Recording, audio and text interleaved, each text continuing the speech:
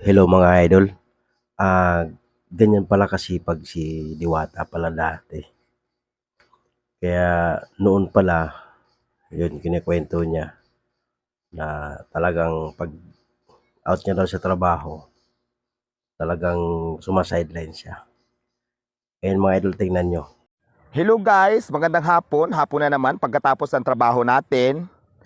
Siyempre gumawa tayo ng ibang pagkakitaan, sideline, extra income, di ba? So after ng trabaho ko, ito ang ginagawa ko pagkatapos po ng trabaho ko pag off ko. Kasi hanggang ano lang naman kami, hanggang hapon lang sa trabaho ko.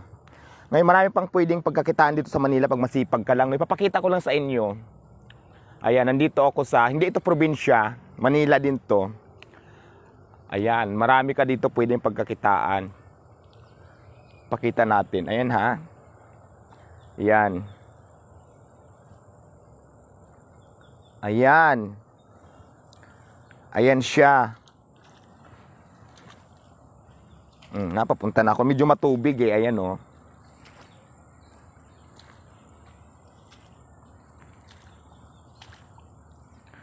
Pagkatapos dito, ayan na, kailangan dandahan ka lang kasi maraming janitor fees dito. Baka mamaya maapakan mo yung janitor fees.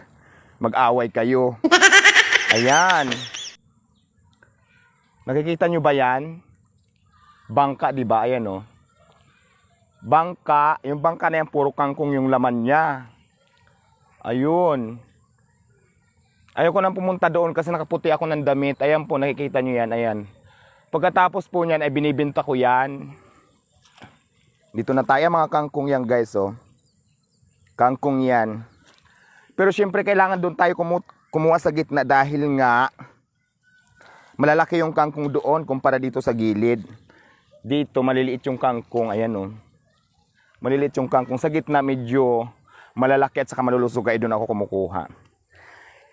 After ko kumuha ng mga kangkong, naka-standby lang yan doon. Titingnan ko naman ngayon yung aking isa pang discarded dito, ano. Ayan, papunta na tayo. Ayan, ayan. Nakikita nyo ba yan? Nakikita nyo ba yan? Ayan.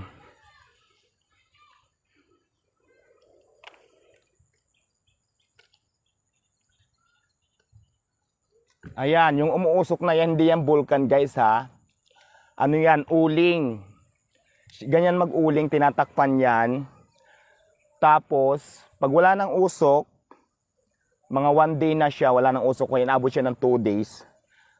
Tatanggalin na yan yung mga... Ayan mga idol, ganyan pala talaga kasipag si Diwata pala dati. Ayan, kahit mag-uling, marunong pala siya mag-uling. Kaya talaga pag may tiyaga talaga, may nilaga talaga.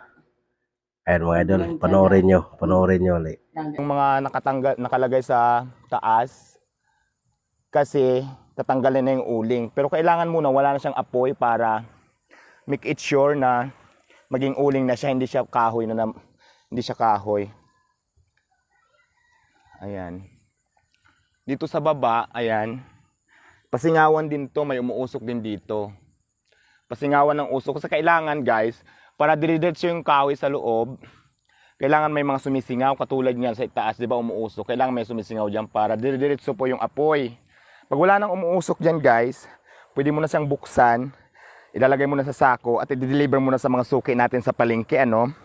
So yun lang, pinakita ko lang ang aking daily routine dito. Sa umaga, trabaho. Tapos pag uwi ng hapon, manguha ng kangkong at mag-uling pagkatapos, di ba? Siyempre akyat na ako dito. Ayan. Tapos pagkatapos na ako mag-uling, tapos na ako mangangkong, ayun, nakita mo yung mga sa taas, mga lalaki yan. Aurahan mo na yan ngayon yan. Siyempre kailangan maligo muna ako, magpaganda muna ako, mag-make up muna ako, di ba? So paano guys? Ayan, pinasilip ko lang sa inyo, no, yung mga daily routine natin dito. So ayan, yun lang. Babuo. May aura, di ba? Dito probinsya, nasa Manila ito. Hulaan nyo na lang kung saan ito. Bye-bye. Ayan mga idol, ang sipag talaga ni Diwata. Kaya talaga hindi ka talaga magtaka kung bakit siya ngayon umangat dahil sa sobrang sipag niya talaga.